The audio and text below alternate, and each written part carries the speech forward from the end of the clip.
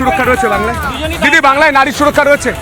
হ্যাঁ, এইগুলো প্রশ্ন করলে এত ঝাল লাগছে কেন শাসক দল তৃণমূল? আমরা তো বিএড কমপ্লিট করেছি, এমএ কমপ্লিট করছি, তাও তো চাকরি পাচ্ছি না। কি করব আমরা এখন এই মুহূর্তে? চাকরি নেই। দেখুন, শুনুন, এই দিদির কথা শুনুন। আসুন দিদি, একবার আসুন।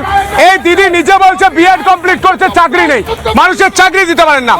আমি কংগ্রেসের কাছে আসি, আইনজীবীর কাছে আসি। আমি পরিষ্কার জানতে চাই, যেভাবে সন্তু পানকে গ্রেপ্তার করা হয়, যেভাবে বিট্টু রায় চৌধুরীকে কার্যত হাতে আঁচড়ে দেয়, যেভাবে মধুকল্পিতার বুম কারিয়ে নেয়, আপনি বলুন এ রাজ্যে কি আইনের শাসন রয়েছে? দেখুন, প্রথমত এই রাজ্যে তো আইনের শাসন বলতে কিছু নেই, আইনের মৃত্যু হয়ে গেছে। আর দ্বিতীয়ত, রিপাবলিক বাংলা হচ্ছে বাংলার জনগণের কণ্ঠস্বর, সেই কণ্ঠস্বরকে তৃণমূল দল ভয় পেয়েছে। তাই জন্য কখনো সন্তু পান তোমার উপরে আক্রমণ, কখনো আক্রমণ মধুকল্পিতার উপরে, কখনো বিট্টুর উপরে আক্রমণ করছে। গণতন্ত্রের গলাটা টিপে ধরে